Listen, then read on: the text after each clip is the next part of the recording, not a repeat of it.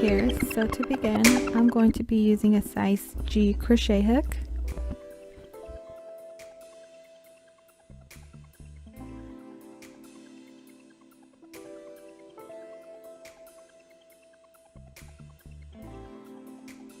And I'm just going to make the slip knot by wrapping the yarn around my finger twice.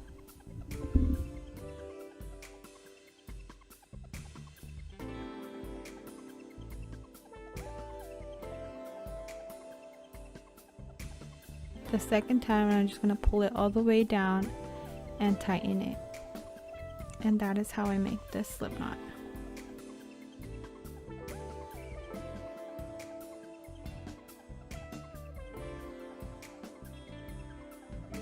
Okay, so next I'm going to start by chaining 4 chains.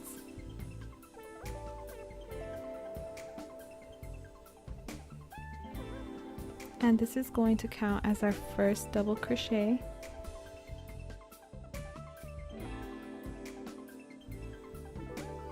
Okay, so next I'm just going to yarn over and go into the first chain that we started with.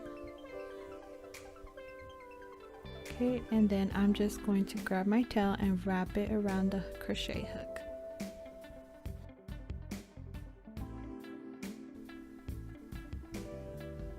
Next, I'm going to grab from the feed, pull out a loop, and then pull through twice. So 1 and 2. Okay, so that is our second double crochet, and now we are just going to put another 10 more double crochets for a total of 12 double crochets, and that's including the chain 4 in the beginning. And then we'll meet at the next row.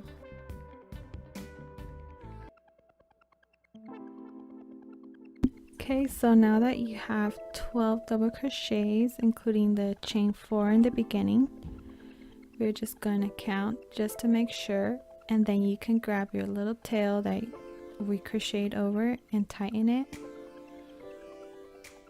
And then we're just going to slip stitch together. Okay, so into the top of the chain 4. Next, I'm going to begin row number 2 by chaining 2. And then in that same stitch, I'm just going to place another double crochet.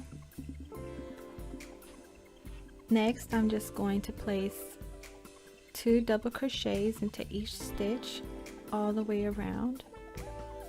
And then once you're finished with this row, then we'll move on to row number 3 and we'll meet there.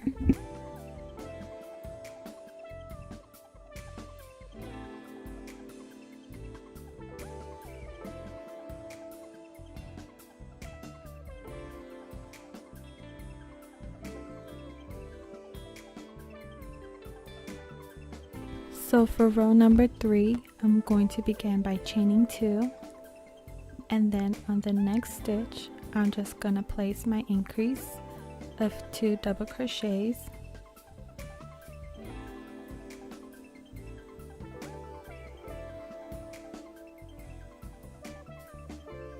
And then on the next one, I'm just going to do 1 double crochet. And then we're going to keep this pattern going by placing an increase of 2 double crochets into every second stitch, and we're going to do this all the way around. So 1 double crochet, then 2 double crochets, 1 double crochet, then 2 double crochets, and so on all the way around.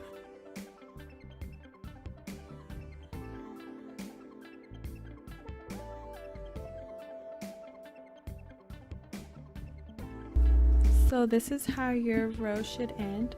It should end with an increase on the last stitch. So if you guys do this, then you're on the right track. And next I'm just going to slip stitch and then begin row number 4 by chaining 2.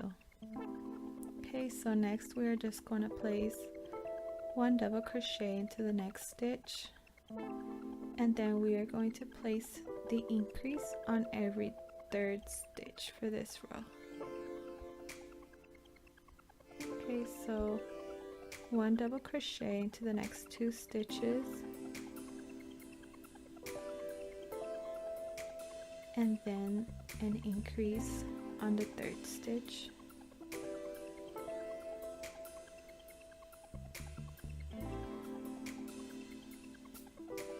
Okay, so again 1 double crochet on the next 2 stitches,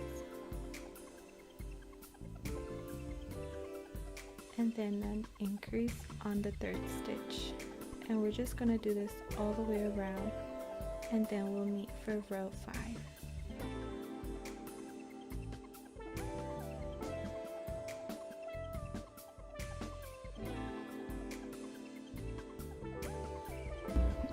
So for row number 5, I'm going to begin by chaining 2, and then I'm just going to place 1 double crochet into the next 2 stitches,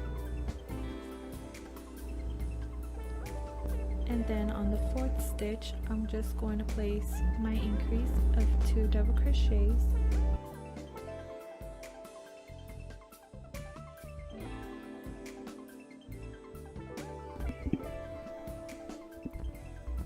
so again I'm just going to place 1 double crochet into the next 3 stitches, and then on the 4th stitch I'm going to place my increase of 2 double crochets. And we're going to keep repeating this pattern all the way around until we meet for the next row.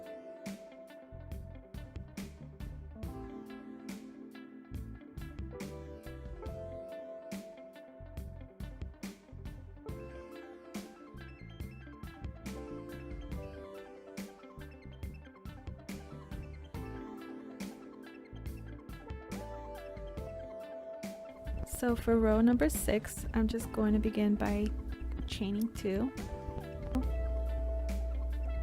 and then I will just be placing 1 double crochet into each stitch all the way around,